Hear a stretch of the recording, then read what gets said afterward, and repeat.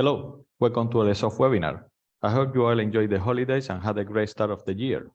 My name is Alejandro Delgado, Technical Director of AleaSoft and Associate Partner of Alea Green, and thank you for joining us today in our first webinar of this year with the topic Prospects for the Energy Markets in Europe from 2023.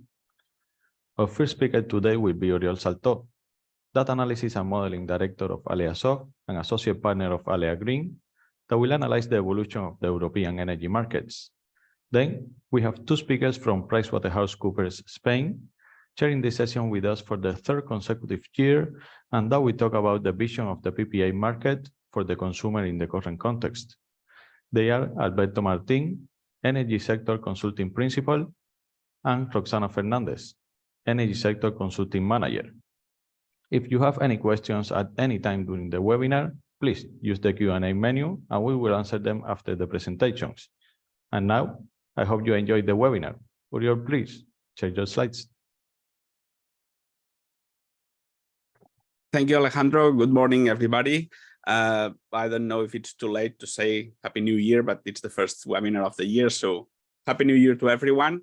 So this morning when I was thinking about when we were back in August or September, and we were thinking about the webinar that we had to give in January, probably we were thinking how terrible would the situation be. So we would be in the peak of the crisis, in the middle of the winter. Who knows how far the gas prices could have been, and how many cold snaps we will have had. And but basically the situation is very, very different. As we will see, gas prices are quite low, not at the levels that we had before this crisis, but they are quite very, very low compared to the peak prices that we had in August and early September. And well, as we will see, and also in electricity markets, the situation is, we have even seen negative prices in some of the European markets. So very different situation of what we were expecting at the beginning of the winter. So just let's go through the slides, and as always, I will start with a few words about the company and the services that we provide, in case you don't know us. In AleaSoft, we provide forecasting services for the energy sector. We cover all the energy markets in Europe, and also we are starting covering gas and electricity markets in Latin America and also in North America. And hopefully we will soon start covering some markets in Asia, because our goal is to cover all the energy markets at the global level. We provide the forecasting services for any variable, any time series that is interesting for the energy sector. So obviously demand and price for energy markets, but also renewable energy production, weather conditions that are very important in energy markets, production of renewable energies, socioeconomic indexes, fuel prices, gas, oil, CO2 allowances, and not only spot markets, but also future markets, and also ancillary services for electricity market, for electricity systems. And we provide average forecasting and also simulations for prices at the hourly level for 3, 4, 5 years, and we also provide hourly price forecasting at the long term, so covering up to 30 years in the horizon. The methodology that we use to forecast is our own methodology, a methodology developed by AleaSoft specifically for forecasting in the energy sector. The 3 points we always like to stress to mention about our methodology is that it is a completely scientifically based methodology. So basically, this gives robustness and consistency and coherency to our projections. Consistency and coherency is something that we take very seriously, and we take a special care make our forecast consistent from one delivery to the next one. And well, it's the methodology that we have been using for more than 23 years now, starting in the Iberian electricity market and now covering all the energy markets in Europe. As always, I like to start with this historical perspective of the oil prices, the Brent oil prices, because oil price is kind of the index that shows us, says us how the global economy is going, at least until now, that the economy is based on fossil fuels. And we have seen how recently we reached the highest prices in oil since the financial crisis that we had in 2008. We didn't reach so high prices, but basically at that level. And since then, prices have been lower than that, and right now they are, let's say, at the average level, at least of the last decades. Making a zoom on the last year. So we usually here I usually show the last 2 years, but now as we switch to 2023, I'm just showing from the beginning of 2022. So basically the last year plus the year to date. Basically, our last webinar was around mid-December. So since then, basically, oil prices have been very stable.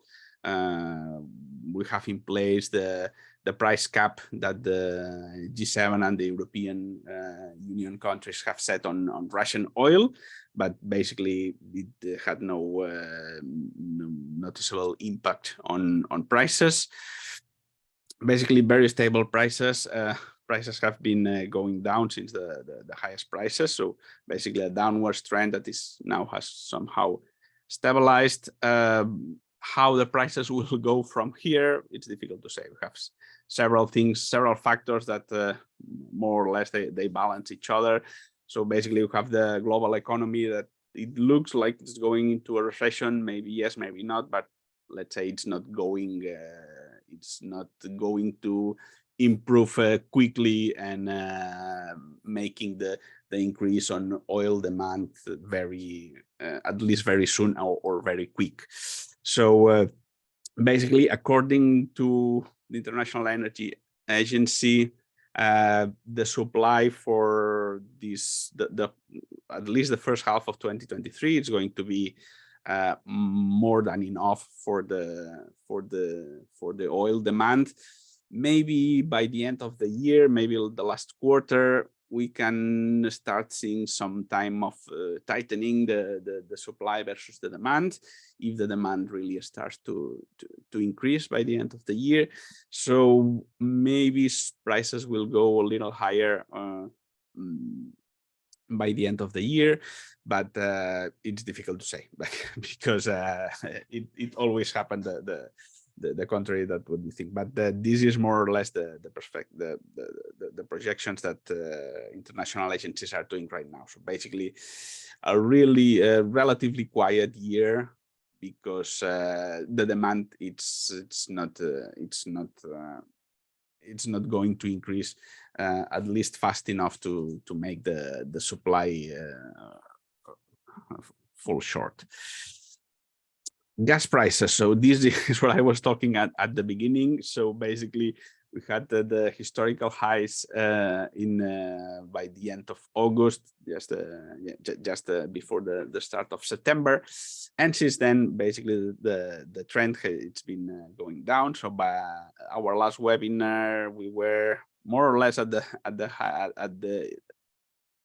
the peak of this last increase in prices, and since then prices have been going down by 62%. That's a lot. That's a huge decrease, and we are going to see how this has had a huge impact on the electricity prices afterward when we talk about the electricity markets. When talking about monthly averages, so basically the average on December was higher than November, so we will see how electricity prices went up from November to December. But if we look inside December and at the beginning of January, we will see how the prices have been going down really remarkably. So we will see this huge impact. As well as low temperature. Well, this is basically because we have been having mild temperatures during this winter. So basically no huge, so very lower demand than expected. Lower temperatures are starting to arrive mainly in the center of the continent, also here in the south of the continent. So we will be having for the next week at least temperatures clearly below the average, the historical average for this time of the year. So for sure we will see an increase in the demand, and probably also an increase in prices. When looking at the gas storage that we're having in the European Union countries, basically a very different situation that we were having. So last year, by this time of the year, gas storage was at or even below 45%. Right now they are above 80%, so a very different situation. We started withdrawing more gas than we were injecting in the stocks, in the reserves in mid-November, but then mild temperatures come together, and so we get a net injection again. But then since January we are again withdrawing more than we are injecting. So, and as demand will increase in the following weeks, so reserve will start going down, but still we are in a much better situation that we were in the last year at this time, where we were having higher prices that we are having right now. On the CO2 allowance market, basically what we are seeing is an increase in volatility. So basically prices are moving around this or between these different levels. They are basically bouncing on these supports and resistance.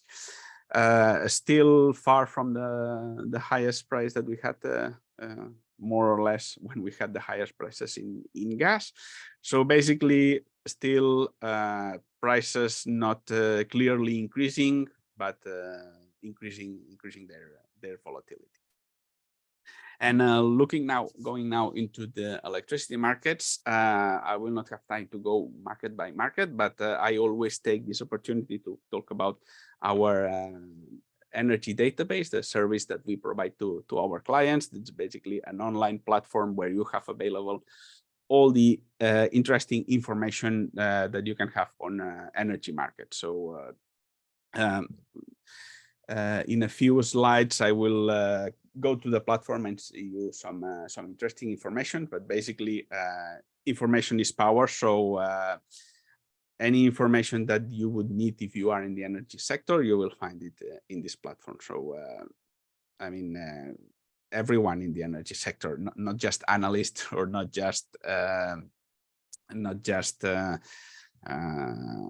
people working directly with data, but journalists, anyone that in the energy sector that wants to know something, a given data. Because, for instance, I have just showed you how the gas prices have decreased 62% in the last month. But what if we wanted to compare with how it was 1 year ago, 2 years ago? So you can find just selected data in the news.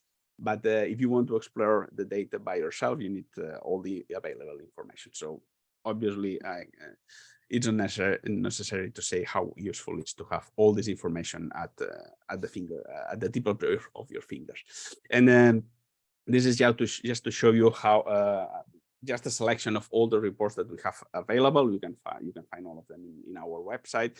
Basically, these are the most demanded long-term forecasting markets. So basically, you can see how it is. It's a mixture of the most important markets plus the markets that are more interesting to invest. So and then reports analyzing and modelizing any aspect that can have an impact on energy markets. Looking at the monthly averages of the most important electricity markets in Europe. as I mentioned, from November to December, so the last full month that we have of prices is December.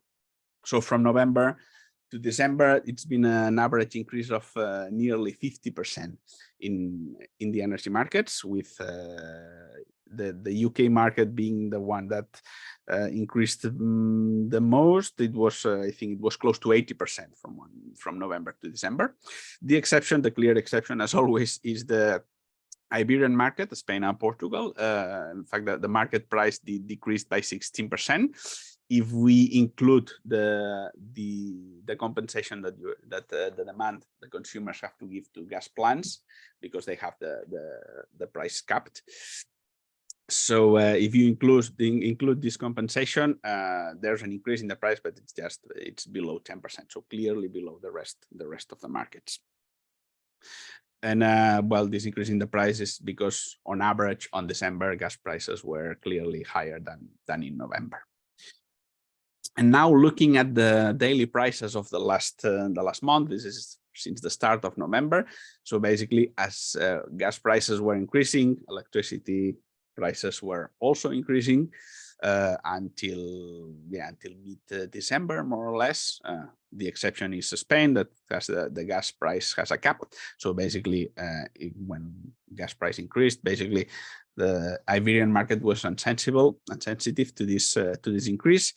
And then when gas prices started decreasing, you can see how fast the electricity market prices start decreasing, and you even see some we had some close to zero prices on average on a daily basis, on a daily average for some markets. Most of in the Spanish market was in all of them, and then France and Germany were also following some of it. This is basically because we had very low gas prices and also low demand because we were in mild temperatures. Some of these low prices were around the holidays. So here you have Christmas, New Year, and there are some festivities also in the Spanish market. And let me show you now now in the Alea Energy database in our online platform. So this is the Spanish market electricity price. And let me show you since, for instance, November. This is what we have seen. This is the hourly price instead of the daily price. Basically, you can see how we had zero prices. We haven't had zero prices since 2014, I think. So it's been quite some time. And well, as I mentioned, very high wind were the responsible. We can plot together the electricity price in blue and the wind energy in red.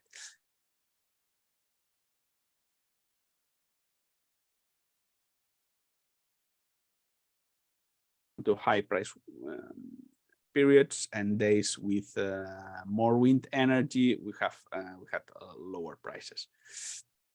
If let me show you since 1st of November. So basically, you can see how they anti-correlate in all the history.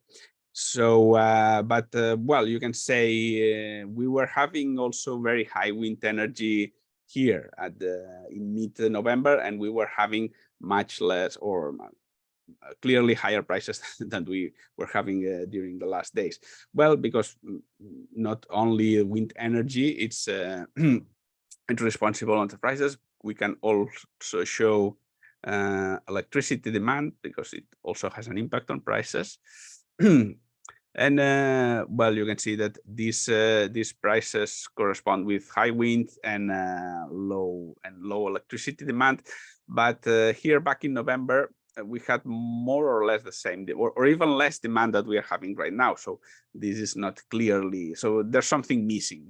But well, that's the advantage of having all the available information ready. And if we include the hydropower production, you can see that clearly this is the piece that is missing. So hydro production, it's been very low during all the, well, since the last couple of years, maybe. So basically, it has been increasing a lot during the last month, and you can see how it basically multiplied by 4 the hydro production. So hydro production, a lot of wind and low demand. It's the perfect combination for having very low electricity prices. Okay, back to our slides. Let me see this one. Okay, back to our slides. Now let's see what the futures market say. So what the market agents are paying right now for the energy that will be delivered into the future. This gives us some ideas on how the market agents are seeing the future. We are comparing each forward curve with the one that we showed in our last webinar 4 weeks ago. It was in the middle of December. For the forward curve for the Brent oil price, basically no changes, because as we have seen, the spot prices have been relatively stable. So basically no changes in the forward curve. Something that we saw in our last webinar, that it's something that hasn't been the case for the last year, is that we started to see some contango at the beginning of the curve. So basically meaning that the forward curve increases at the beginning of the curve, but then it goes to backwardation again for the rest of the course. And just to see how the situation changed at the beginning of the curve, we are showing the spread between the second and the first front month. So basically, what's the difference between the second month minus the first month? So basically, if this spread is positive, so if it's above 0, it means that we are in a contango situation. So the slope of the curve is positive. So the forward curve is increasing. If it's negative, it has a negative slope. So it's basically decreasing.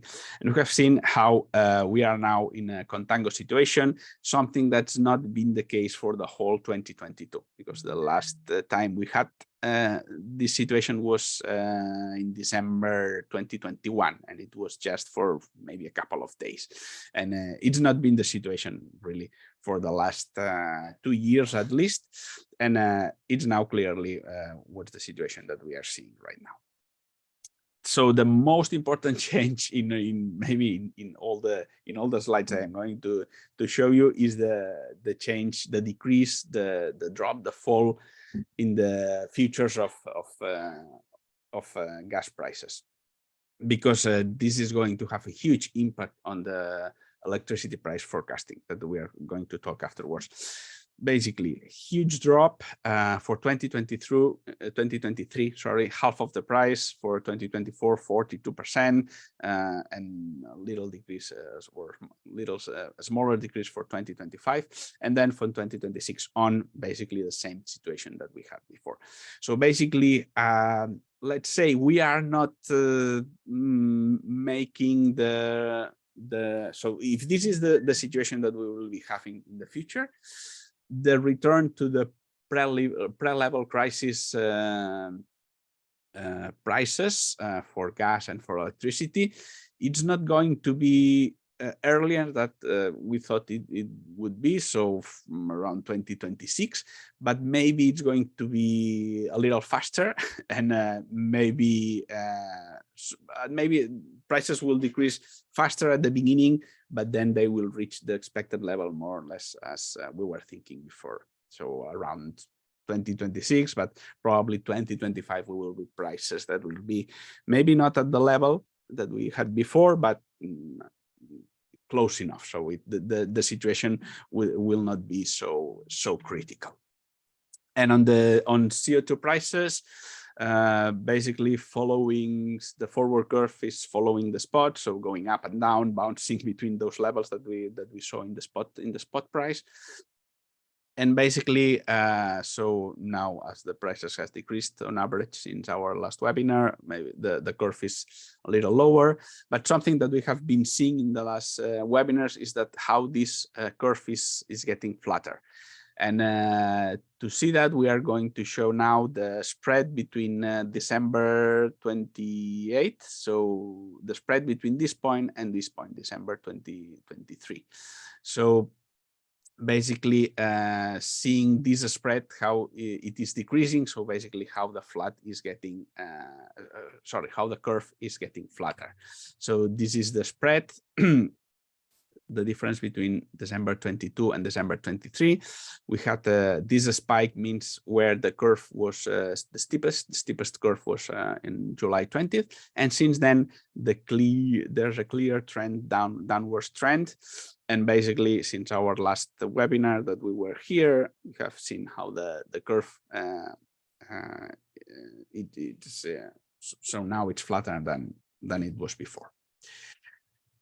The forward curves for the electricity markets, very interesting here, because as I mentioned, the decrease in the forward curve of the gas prices is having a huge impact on electricity futures. And basically, as gas prices are going down, electricity futures are also going down. So for Cal24, huge decrease on all the markets, basically nearly 50% decrease in most of the markets. Spain a little less because it was already lower. We have to, well, no, in 2024 we will not have the cap on gas price. It ends on May 23. So basically, as expected, decrease in the following years for the electricity futures. But something interesting that it's going, I will take the opportunity again to mention and warn you about how illiquid the markets are at the long term. So basically, those are synthetic prices that are not clearly reflecting a forecast of the future spot price. So basically, within 4 weeks since our last webinar, prices at the long term has fallen by more than 20%. So that's a clear signal that this is not a good forecast of the future spot price. If you are modeling correct the electricity markets, you cannot expect the price for 2033 to decrease by 20% in just 4 weeks, unless you have a very good reason to think that your expectations for 2023 have changed by 20% in just 4 weeks. So this is a clear signal. So that's why I'm taking this opportunity. This is a clear signal why it's not a good advice to take the future prices as an indicator or as a projection of the expected spot price into the future. And just to finish, what are the key elements that we are taking into consideration when forecasting power markets and their prices? So also summarizing what we have said, so gas prices are now not at the pre-crisis level, but at least at the levels at the beginning of the crisis. But temperatures for the following weeks, at least for the following week, will drop sharply. So probably it's going to be an increase in gas demand, a reduction in storage level. So probably an increase in gas prices. But because of the stock levels, the storage levels are much better than they were just 1 year before, unless there is another geopolitical, let's say, tension or situation with the gas supply. Let's say there's a low probability of seeing again new historical highs in gas prices in this winter. But as always, it's impossible to say what will happen. But at least if the situation in the geopolitical sense of the situation, it's not going worse, just taking into account the weather conditions that we can realistically expect in the winter, it's very improbable to see again very, very high gas prices. So probably we will see an increase in gas prices, increase in electricity markets, but it's difficult to go back to those very critical levels that we were seeing in the peak of this crisis. But we will see. Next webinar, we will update the situation. And about the electricity markets, the Spanish government has submitted a proposal to the European Commission or to the European Union with a proposal on changing how the wholesale electricity market works. That's another webinar because there's a lot to say about how this all this debate on how to change the electricity markets goes. But okay, let's let it for the next webinar. The current situation, as I mentioned, the recovery of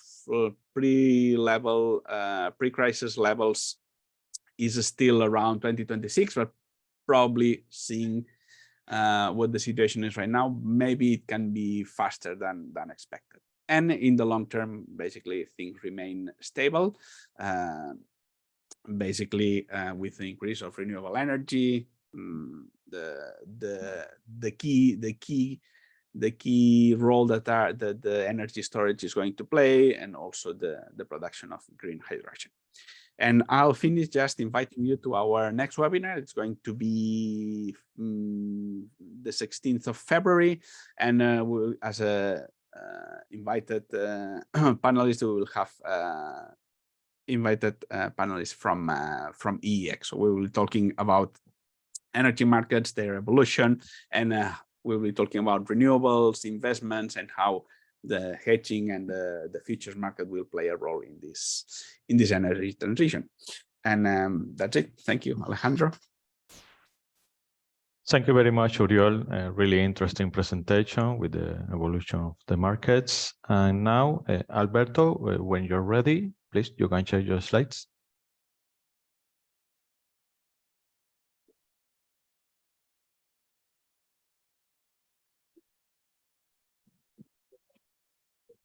Okay.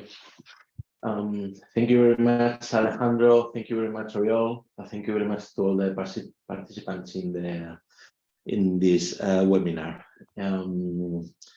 This is, first of all, this is Alberto Martin. I think I can change the okay. This is Alberto Martin. I am a director from PwC Spain, Madrid office. I'm focusing the energy practice. And here with me is Roxana Fernandez, manager of the energy team, and focus on the on this kind of advisory project as well. We want to discuss with you two main topics.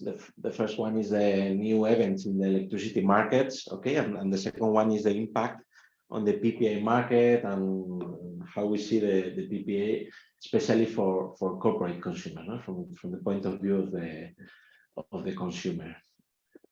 Regarding the main changes in 2022, well, we highlight five topics. No? The first one is the behavior of the commodities, and Uriol give us a good look on the market. We want to highlight as well the permitting status in the Spanish market. We want to talk about the auctions, both for renewable energy, new capacity for renewable energy, and the auctions schedule for new grid access capacity. Okay. The last topics, but not the least, is about new regulation and the new proposal of market reform for Europe. A highlight of the reform. Okay. Talking about the commodities, well, Uriol, take a look on the historical behavior. We just highlight the new situation regarding these days, that the forward curves are really low, comparing the historical value of 2022, the big prices of the last year. This is due to some specific events. The first one is a really low gas demand, especially in the non-electricity sector. I mean, the industrial consumers. We see a really low demand through Europe, not only Spain, but also in Italy, France, the UK, Germany. Okay, this is due to a really not only energy efficiency measures, but also demand destruction. Okay, some industries are stopping their production. In Spain, particularly, the CHP industry is like 20% of the capacity, of the nominal capacity of the past year. So we are facing a really hard problem of less demand and less industrial activity. Okay, so less gas demand is good, but if we pay less industrial activity, I think it's not good enough for the economy. On the other hand, we have a really good storage situation. They are quite filled because there are no gas demand, so they are filled enough for facing the winter. And there is no huge stress situation in the market that we are going to see low of empty of the storage situation. If we sum less gas demand, good storage situation, and new regasification capacity in Central Europe, especially in Germany, we have in place new regasification vessels for this year, for 2023. We are planning new regasification capacity for 24, 25, and 26. So with less gas demand and new regasification capacity, we see that Europe is prepared for eventually loss of the Russian gas supply. So we are like in an equilibrium of demand, supply, macroeconomical topics. So this is why we are facing low gas prices in the future, unless Russia make another big event and the forward curves may grow. Okay. Regarding the permitting of the renewable energy, okay, as you know, there are several steps that you need to fulfill in Spain. The first one is related to the access to the grid, due to the operator system, the transport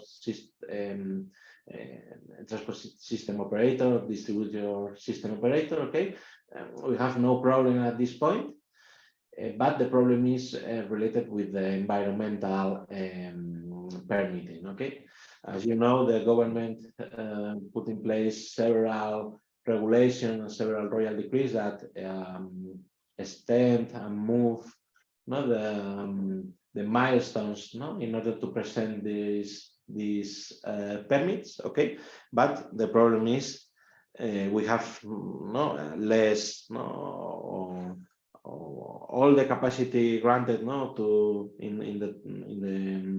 the system has no environmental permits. Talking about numbers, our system operator, Red Eléctrica, have more or less 43 gigawatts in service of renewable energy, but there is another 144 gigawatts waiting for the permits.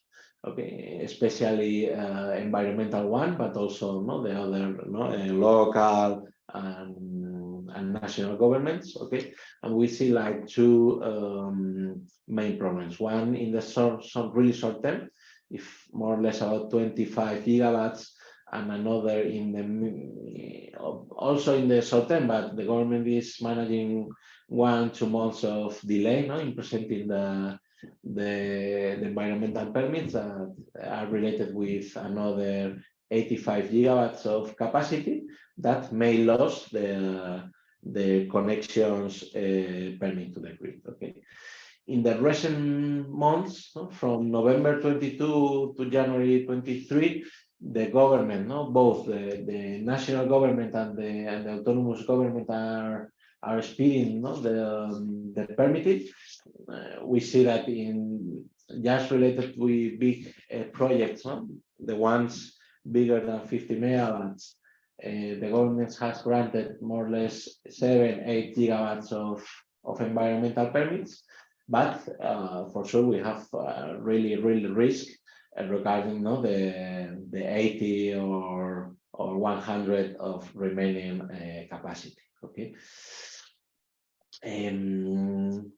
What can these owners do, respecting this problem? Okay, if you can certify through the regulator, both the ministry, the CNNC, and eventually to the Supreme Court, that is not your fault, that you are fulfilling the milestone, the steps, and the one who is failing is the government, both the local, autonomous, or central governments. We think from our point of view that you can fight and ask for damage or ask for extending the milestone, the limits of presenting the environmental permits. Okay, and from our point of view as PwC, we have our team of lawyers and our team of witness experts, and we can support you in that process. Okay.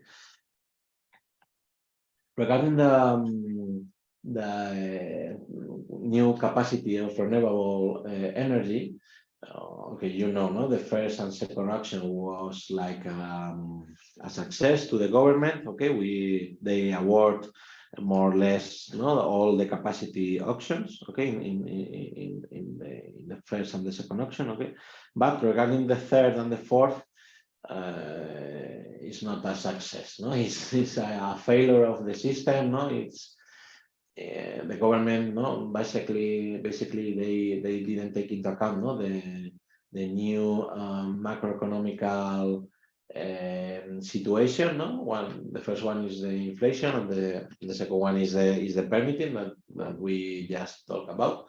And in the last auction, just 2% of the capacity was winning, was awarded with capacity.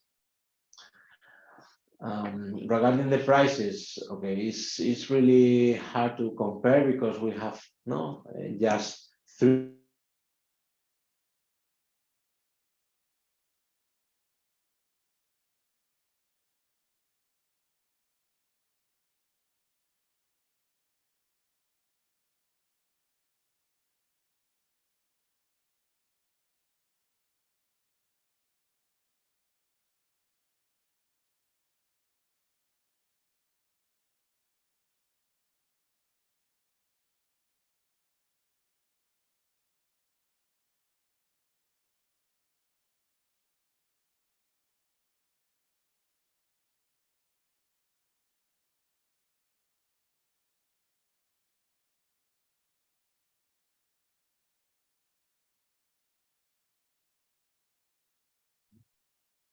Sorry, it seems our colleagues in PwC has technical issues. Let's wait a moment for them to reconnect.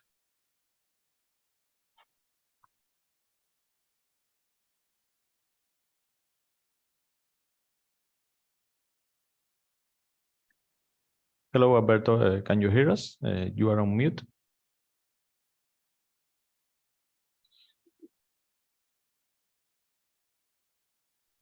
Yes. Sorry, Alejandro, for the connection problem. Yeah, of course. You can share again the presentation.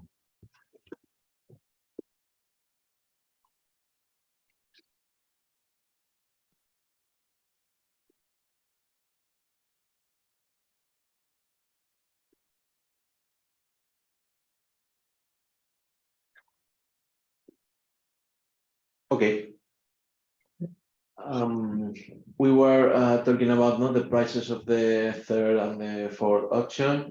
The third auction was to biomass technology that for sure has higher prices, that wind and solar technology due to the fuel cost and to the higher capex of that technology. We see like an outlier of 70 euros per megawatt hour, and the rest was about 100, 110 euros per megawatt hour. Okay, and regarding the PV, we are facing like 53 euros, and regarding the wind, we are facing like 40, 45 euros per megawatt hour. Okay, so as conclusion of the auctions, we are facing higher cost for renewable technology, at least and at this moment. We see that part of the price is going to be structural, because the inflation is a real problem of the economy. Maybe some of the increasement could not be eliminated in the future, due to the to a demand and supply new equilibrium. Okay. If we jump to the other auction that is going to be focused on new capacity access to the grid, the government is preparing or just auctioning new capacity for new areas of transition, of energy transition. But based on the same requirements, the government is preparing like two new auctions. One based on more or less 17 nodes to be auctioned, but another more or less 100 are preparing or are facing new access capacity, and they're going to be auctioned. Okay.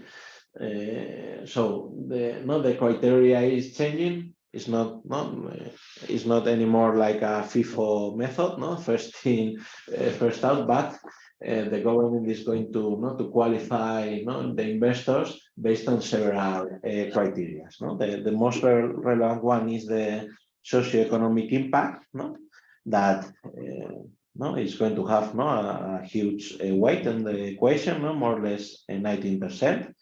For sure, the environmental score is not anymore a check for you, in order to obtain the permitting. Is going to be recognized in the criteria of evaluation for the capacity access. Okay, and the other one is based on the technology, and the first one is the speed, the speed of development of the new asset. Okay, so you are facing like a new normal regarding the development of capacity in Spain. Okay. And the new regulations and the market reform and PPAs. Please, Rosana, continue with the webinar. Thank you, Alberto. Focusing on new regulation in 2022. We wanted to highlight that it has been a year with many regulations in the sector, trying to mitigate the crisis of the commodities. But we want to focus on three aspects. First of all, Royal Decree Law 6/2022, which tried to include some more measures to mitigate the war in Ukraine and to mitigate the crisis, and also to protect vulnerable consumers. And then Royal Decree Law 10/2022, which established the gas cap, so to say, in the electricity sector. So in this regard, just some highlights. Royal Decree Law 6/2022 established a reduction in charges, for instance, in order to reduce electricity bills, and extended the social bonus for customers, among some other measures, trying to mitigate the crisis, like measures for electro-intensive customers, or also affecting the regulated assets.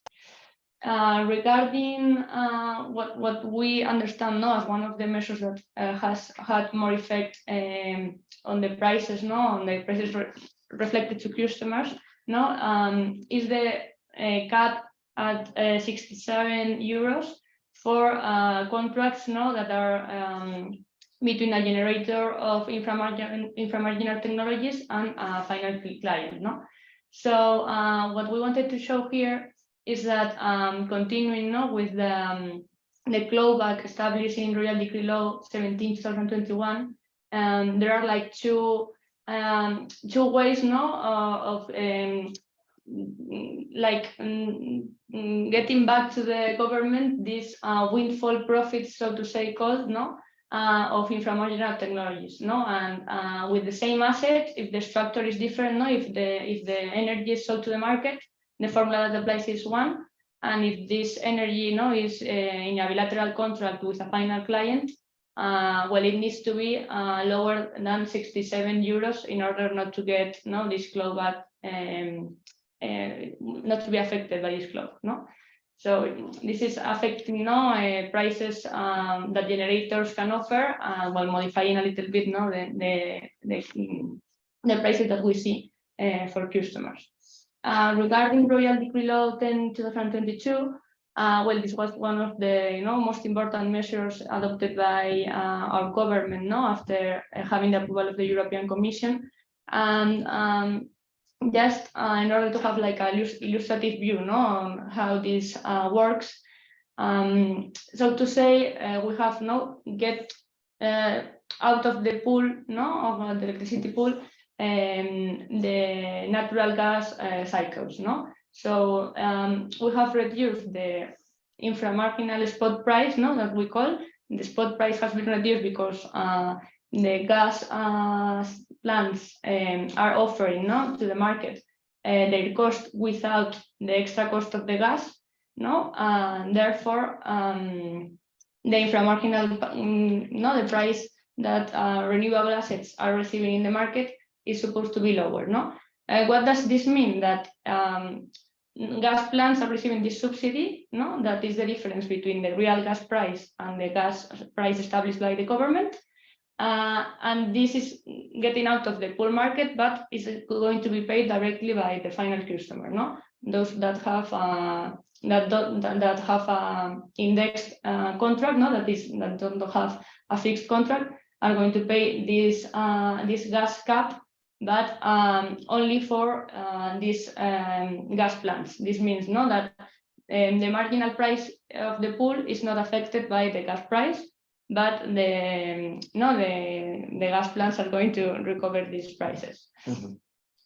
And just, then just to highlight that everybody and the government talk about the gas cap, a cap to the gas price, and we see it not a cap in the price, but a subsidy to the CCGTs.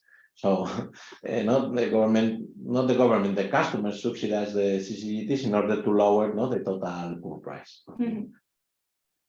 That's it. And then the most recent regulation, as Oriol just commented previously, is a proposed new market structure that Spain has proposed to the European Union regarding the new configuration of electricity market. Here, first of all, the first conclusion that we have is that the structure is really similar to what we have now, but the proposal wants to make it more important the long-term market. The short term is get like a residual market in order to compensate difference, and contracts for long term is what we are going to focus now. So to say, the structure proposed makes different long-term contracts for different technologies, depending on their cost. If they have more variable cost or more fixed cost, and their flexibility to produce. So for intermittent renewables like wind and solar, the proposal methodology is a contract for differences, which for sure is similar to the auctions that we have now, with some differences, but it's similar. For gas cycles and coal, it's what we call reliability contracts. That is also similar to auctions, but only operate when prices are high. So in this way, you assure that these technologies are not getting like an extra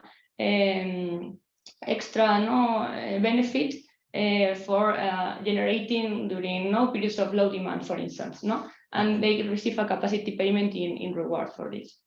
Then capacity and demand response mechanisms for energy storage that it's really affected by a spot market. And the most important change is regarding the hydropower and nuclear power, because what we want to, well, the proposal wants to change is this windfall profits. So it's a structure that mitigates the possibility of exercising this power, this I don't know how to say, this market power of the hydropower and nuclear, eliminating these windfall profits. So, yes, they are fixing the price to the nuclear and hydro. The nuclear is dispatchable margin by not so much. So nuclear is impacted by the price that the government decide. But the hydropower, as far as we don't know how it's going to be the production for the next year. If we fix the price, the system operators should fix the production as well. So, in a practical way, the government is managing both technologies. Okay, and just to finalize, we wanted to focus a little bit on which is the impact of all these trends in the PPA market. Okay, so first of all, just as a summary of how we understand the PPA market, we always focus on these 5 points that require focus in order to get into a PPA contract.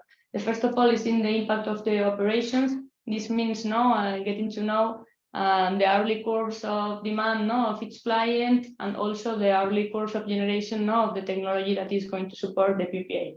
It's base load, wind, solar, because this needs to be checked and to match, to match the both generator and consumer. Okay. Then it's important to have in mind a business case that compares the savings that can be obtained through this PPA, comparing the PPA price versus the pool price. Also important to have in mind the ESG requirements of each company. It needs to guarantee green electricity or not.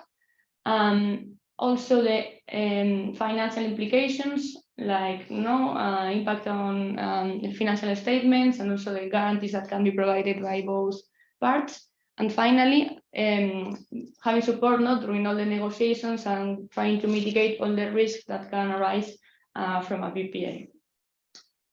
In this regard, and talking about prices, we see like 4 main drivers of prices that have impact on PPAs. First of all, as we said before, all the key materials for the production of solar panels and wind farms has increased. Also, they followed with the inflation of every cost. So this has been reflected in an increase of PPAs that we understand that this is structural. That is not something conjunctural that will change in 2 months. This is a change that will be reflected in the market also in 2023. And then we have an increase in solar conversion from solar to baseload. This is mostly due to the low availability of PPAs and also the energy cost of the spot that compensates this difference.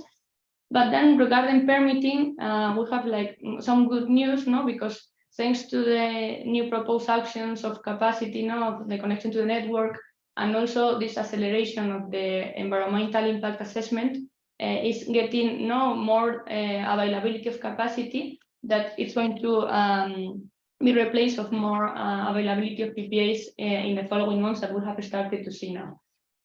So that's a good thing for PPAs. And then regarding the competition with auctions, well, since the auctions have been a failure, this gives a price tag for the PPA market that will always be a little bit higher than the auction. So, comparing the situation before the commodity crisis, PPAs have had during 2022 a great increase, even 19 euros more or less. But we understand that from now on, it's going to stabilize a little bit. Okay, so it's going to go down a little due to more availability of projects. Then just a little focus now regarding installed capacity. In 2022, we have been able to install, say, 6 gigawatts of capacity, of renewable capacity. That is more or less what we need to fulfill the target established in the PNIEC. But we have like some delays of previous years that we did not meet the targets. So we are like 3 gigawatts deviated from our expected capacity nowadays. And this is without taking into account that the European Union is going to increase their renewable targets more or less at 20% now. So we will need to install more, which will need to we need to take measures in order to accelerate on this process and make PPAs available for the market. Yeah, and then this is just a summary of illustrative examples of how we analyze the PPAs. That as a summary, the methodology that we have for this project is really tested for several clients. We focus on a first phase when we try to diagnose the situation of the client, how is the consumption, which is the best PPA, the design of this PPA that is better for each client. And then we go to a phase 2, once we have designed the product, in order to go to the market. Okay, we need to prepare the RFP, select the off-takers that we want to invite, enter into bilateral negotiations, and finally, if everything goes correctly, negotiate the contract. That will be our methodology. So I guess that's everything from PwC. Thank you all for listening.